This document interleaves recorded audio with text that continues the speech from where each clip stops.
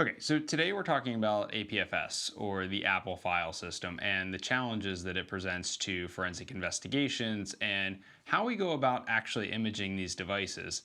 I looked around on the internet. There's not a lot of information about how to do this, or at least none that's publicly available. So as I went through the process, I documented a lot of it and thought that it would be helpful to share with anybody who may be curious about how the APFS file system works, why it's being used, and most importantly, how to forensically image it in a sound and defensible manner.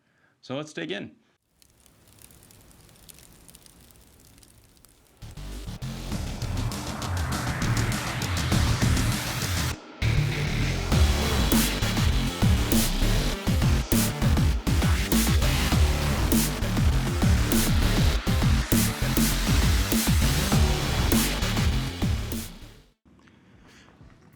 Okay. No way we can talk about APFS without talking about caffeine first, and today's episode is sponsored by the Americano. 2 parts espresso, 6 parts hot water, all caffeine, no calories. With that out of the way, let's talk about APFS. A couple of things that APFS did that were good. It introduced a higher degree of security for the operating system. It resulted in fewer crashes, and it improved the speed and performance of the operating system to both the user and under the covers. But it's complicated because it uses containers, and then within those containers the volumes have a dynamic or flexible size, which makes imaging them interesting because they don't mount like traditional file systems do. It mounts the actual container, and then there is a subsystem that gets mounted underneath that. So when we're talking about imaging and doing it properly, we have to make sure that we're imaging the right volumes in the right way. Imaging just the container is still a bit-for-bit copy, but it's not going to be processed correctly with many of the common forensic analysis tools like Magnet Axiom, for example. So we'll jump into how to get it loaded, but this is not a video on doing forensics. It's more about the acquisition of an APFS file system. Okay, so in order to perform a proper forensic image, we're going to need a few things to get started. And the first thing we're going to need is a Thunderbolt 3 cable. If we're talking about the newer MacBook body style with the USB-C only ports, this is the cable that you would use. A couple of other things we're going to need a target drive, which if your examiner device has enough space, you could write locally, or you could write to an external drive using some of the components we have listed here. I find a dual drive docking station to be very helpful. A lot of times this is good if you want cheaper storage. You can get some of the internal SATA drives that come at a much cheaper price than a pure external hard drive or some of the other storage systems that are out there now.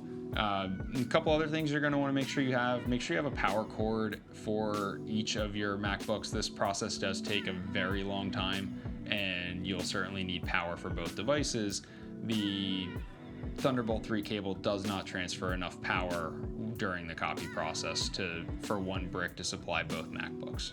All right, so let's head on over to my MacBook and take a look at what this process looks like. Almost forgot.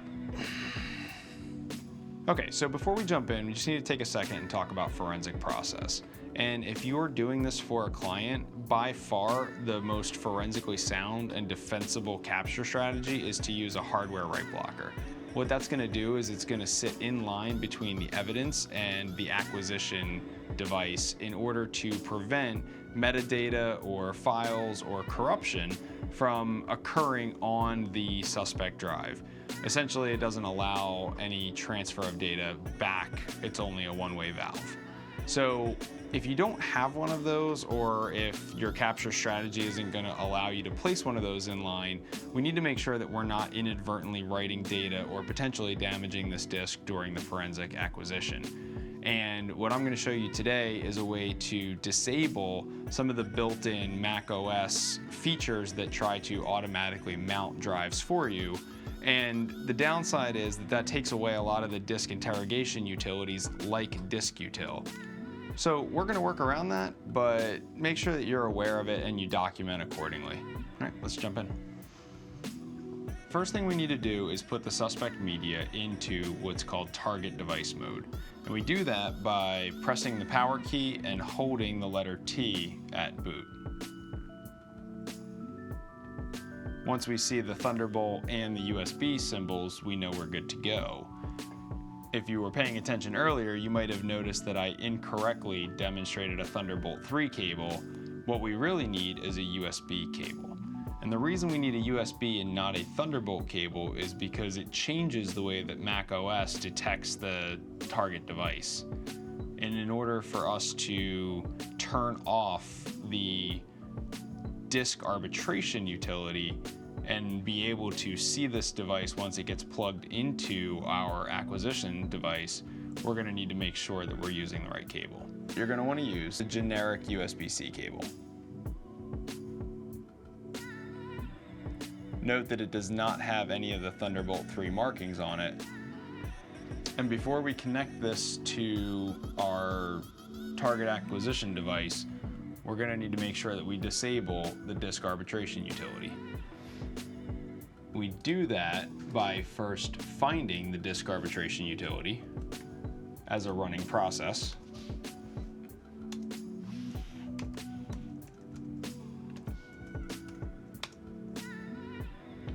And so here we've located it as process 96, and then we're going to issue the sig stop command using kill to temporarily pause that process.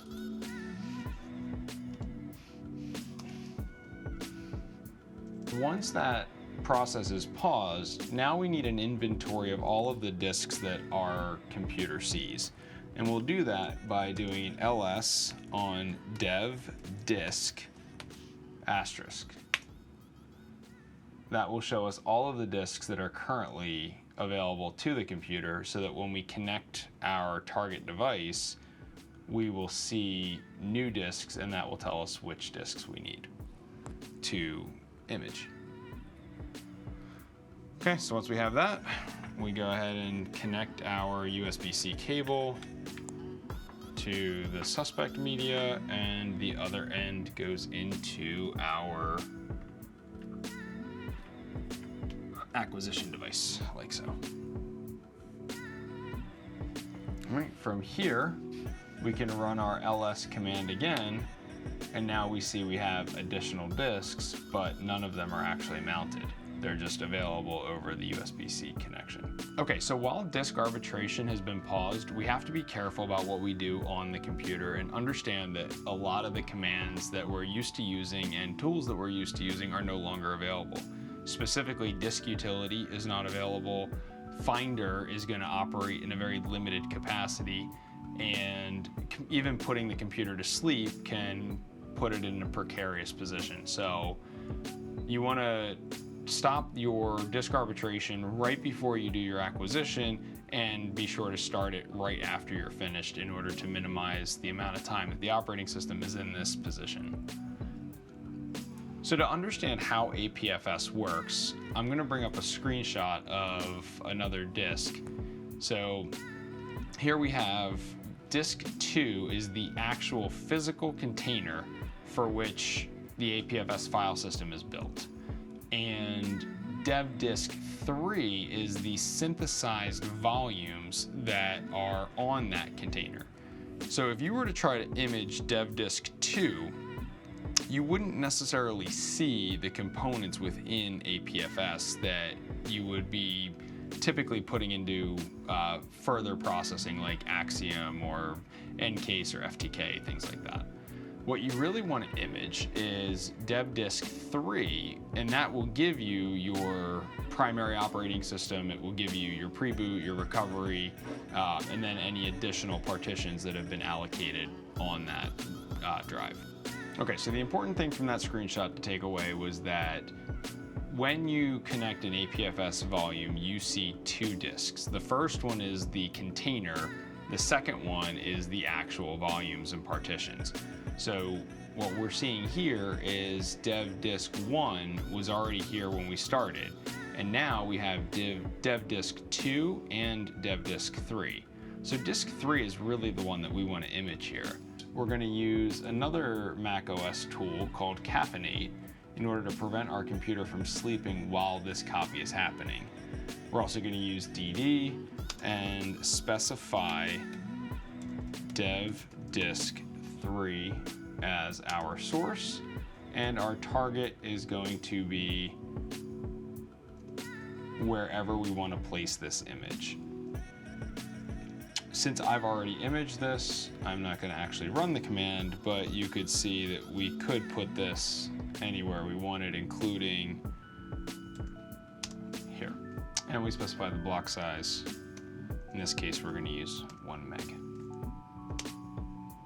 So this is the command we're going to run. We're going to caffeinate the process so that it doesn't allow the computer to sleep. We're going to use sudo in order to be able to use DD. We are going to image dev disk 3, and we are going to write that file onto my desktop as image.img.dd with a block size of 1 meg.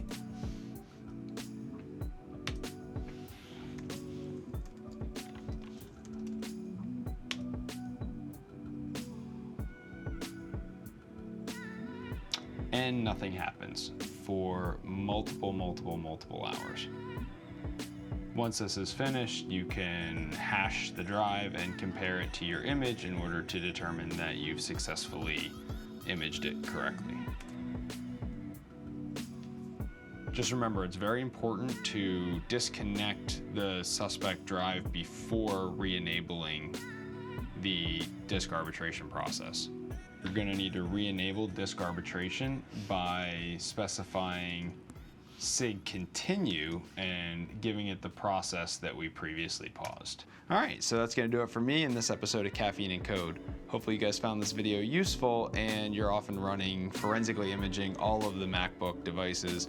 Don't be afraid to experiment with things like Apple Watches and tablets like iPads.